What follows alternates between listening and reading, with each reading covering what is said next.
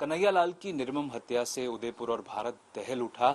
उस वाकयात के चश्मदीद गवाह राजकुमार शर्मा आज हिम्मत करके पहली बार कैमरे के सामने आए हैं।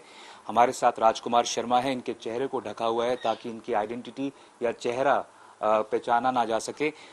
राजकुमार जी, ये बताएं कि जब मोहम्मद रियाज और गौस मोहम्मद दुकान के अंदर आए, उससे पहले का क्या नजारा था और जब वो आए उसके बाद क्या हुआ दुकान में? सर, उससे पहले वो हम काम कर रहे थे, तब वो दोनों जने आए थे मोटरसाइकिल पे और दुकान के जस्ट सामने गाड़ी रोकी। तो दुकान के सामने गाड़ी जो रोकी उन्होंने, वही बाइक थी जिसके ऊपर 2611 लिखा हुआ था? जी सर, वही गाड़ी थी। जी। उसके बाद क्या हुआ ये बताएं। दुकान के अंदर उन्होंने जब एंटर किया तो क्या कुछ बात की उन्होंने आपसे या किसी और से? उसके बाद क्या हुआ?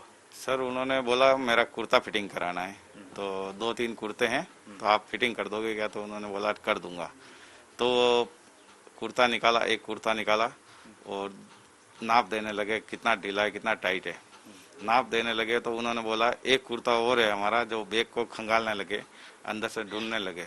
क्या हथियार निकालने के लिए कर रहे थे? सर, उस टाइम ये मालूम नहीं पड़ा कि हथियार निकाल रहे कुर्ता निकाल रहे, लेकिन कुर्ता जैसे ढूंढने के चक्कर में फिर उन्होंने वो हथियार निकाले हैं और उनके ऊपर वार करना चालू कर दिया। धारदार हथियार से उन्होंने वार करने चालू कर दिए। उस समय आप कहाँ थे? ईश्वर जो है वो कहाँ थे? क्या आप लोगों ने बचाने की कोशिश की? हम दोनों अपनी मशीन पे काम कर रहे थे सर, और जैसे ही उन्होंने बचाव करके आवाज आई तो हम दोनों खड़े हो गए और मैं बाहर निकला और ईश्वर बाहर निकला। हम दोनों ने बचाव करके आवाज भी लगाई, लेकिन कोई आया नहीं।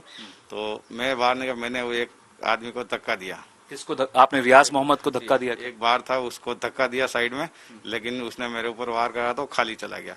दूसरा वार उसने पीछे से ईश्वर गौड़ को बाहर निकलते हुए पीछे से वार करा तो उनके सिर में चोट आई और पीछे कंधे पर चोट आई। अच्छा, पर आप लोग डरे हुए थे उस समय बहुत ज्यादा? क्या सर, बहुत हाथ पैर फूल गए थे, उनके हथियार इतने बड़े बड़े हथियार थे सर।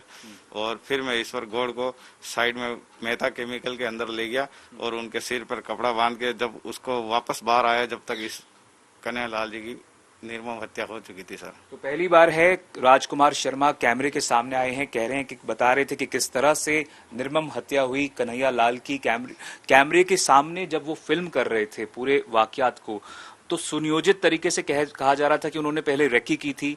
क्या कभी दुकान के आसपास वो लोग पहले दिखे थे?